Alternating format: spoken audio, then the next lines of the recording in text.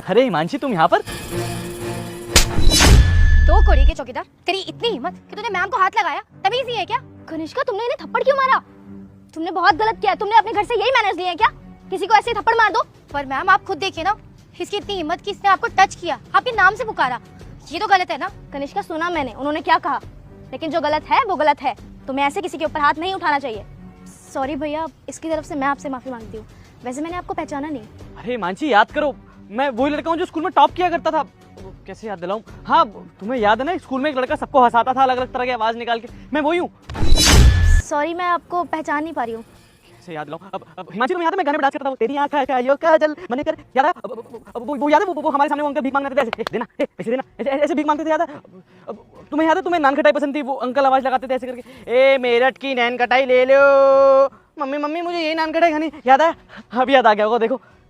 अरे सनी, तुम तो हमारे स्कूल के बहुत ब्राइट स्टूडेंट थे। तुम तो यूपीएससी की तैयारी भी कर रहे थे, जहाँ तक मुझे याद है। तो ये सिक्योरिटी गार्ड की जॉब मैं कुछ समझी नहीं। अब हिमांशी, क्या बताऊं तुम्हें तो पता है मुझे आईएएस बनना था, यूपीएससी की तैयारी करनी थी। लेकिन एक दिन अचानक पापा का एक्सीडेंट हो गया। उनके इलाज में इतना खर्चा हो गया कि उनका बिजनेस, इनफैक्ट हमें अपना घर तक बेचना पड़ा। मैं तो आईएएस ही बनना चाहता था हिमांशी, लेकिन मेरी सिचुएशंस ने मुझे यहाँ लाके खड़ा कर दिया। अब तुम खुद बताओ, मैं अपने परिवार का पेट पालूँ या फिर यूपीएससी की तैयारी करूँ? उसी के लिए अब ये गार्ड की नौकरी कर रहा हूँ, ताकि अपने परिवार का पेट पाल सकूँ।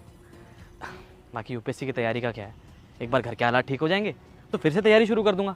और अभी भी वैसे भी 2-3 साल है मेरे पास, मैं कर सकता हूँ, मुझे पता है।